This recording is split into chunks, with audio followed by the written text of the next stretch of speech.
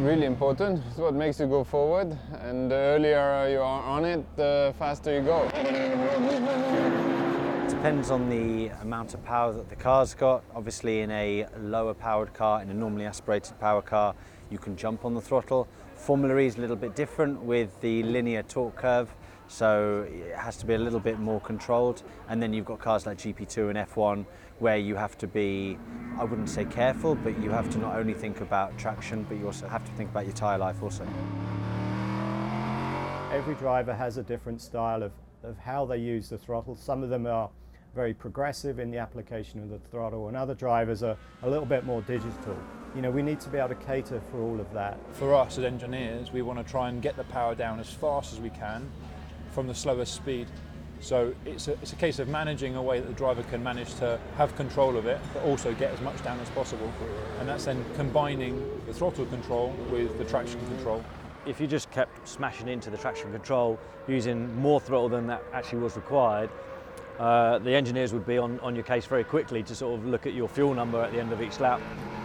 Every time that we're on the pedal, we know that we're burning fuel, and yes, it gives you momentum, of course, but it also means that your fuel cuts throughout the lap are going to be bigger. Sometimes something we adjust as drivers is, let's say, the distribution front to rear and how that's working, but generally we get fixed pretty linear throttle map that we all like. Most cars have a more or less fixed setup and travel, but if you're not happy with, you can try to make a shorter travel, which will decrease a bit the drivability because you have less play, or you can make it longer if you find it hard to have smooth drivability. So that would definitely give them the ability to be a bit more fine with their adjustment. So they can put a 20% movement on the pedal, but that only changes the torque by, say, 10%.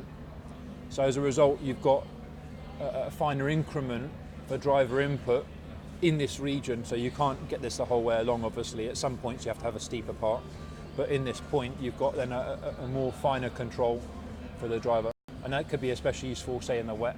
The biggest thing is you don't want something that is very short in throw, so you lose sort of feel for what's going on. In the dry conditions, when you've got a lot of mechanical grip, that's no problem, but in the wet conditions you want a bit more control in the way that you feed the power, and you need that window to be able to operate with that extra bit of control. There's no wire, so it's actually electronic.